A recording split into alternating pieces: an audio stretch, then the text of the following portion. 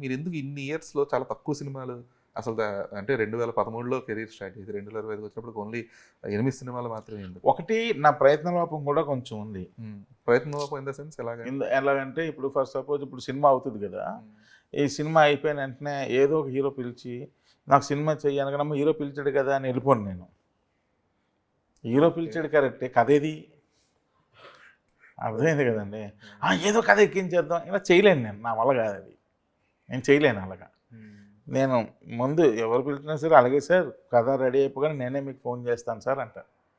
కానీ కథ నాకు దొరికి నాకు అనుకున్నట్టు కథ వచ్చి ఇదంతా అవ్వబోతే టైం పడుతుంది. టైం అవ్వబోతులకి నన్ను ఎవరైతే పిలిచారో ఆ హీరోకి ఇది సెట్ అవ్వదు. ఓకే, ఒకవేళ సెట్ అయింది అనుకోండి, ఆ హీరో వేరే దాంట్లో కమిట్ అయి ఉంటారు, ఆ డేట్లు సెట్ కావు. మళ్ళీ ఈ కథకు సెట్ అయిన హీరో డేట్లు ఇంకో దగ్గర దొరుకుతాయి. సో అటు జంప్ అవుతుంటాను, ఇలా లేట్ అవుతుంటుంది. ఇప్పుడు ఎలాగంటే కొంతమంది ఉంటారు, ఇది అవగానే పలానా హీరో పిలిచాడు కానీ టక్కని వెంటనే స్పాట్లో ఆ హీరో దగ్గర పాయింట్ ఏదో తీసేసుకొని టక్కని చేసేసి అది క్లోజ్ చేసేసి అది నేను చేయలేను. అంటే ఆ వర్కింగ్ స్టైల్ నాకు రాదు. వెంకటేష్ గారి సినిమా అలాగే మిస్ అయిందా అయితే? వెంకటేష్ గారి సినిమా కథ గురించి చాలా రోజులు కూర్చున్నాం సార్, చాలా బాగా చేసాం, సూపర్ కథ. ఇప్పటికీ నేను చెప్తున్నా వెంకటేష్ బాబు కోసం చేసిన కథ సూపర్, ఆ రోజుకి సూపర్ కథ.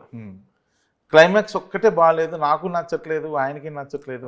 క్లైమాక్స్ గురించి ఇంచుమించు 3-4 నెలలు తంటాలు పడ్డాం. కానీ ఎన్నిసార్లు తిరిగినా క్లైమాక్స్ మళ్ళీ అక్కడికే వస్తుంది, ఎన్నిసార్లు తిరిగినా అక్కడికి వస్తుంది. ఇది కాదని ఎంత అంటే ఇంకా దానికి ఇంకా ఆల్టర్నేట్ లేదు, ఎన్ని రకాలుగా ఆలోచించినా సరే.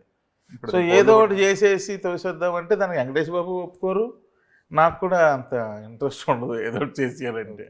అంటే ఇప్పుడు మరి ఆ క్లైమాక్స్ కోసం అని చెప్పేసి హోల్డ్లో పడిపోయింది అంతేనా? ఇంకా అప్పుడు ఆగిపోవడానికి కారణం అది. ఓకే, బట్ ఇప్పటికి కూడా ఇప్పుడు అది వర్కౌట్ అవ్వదండి.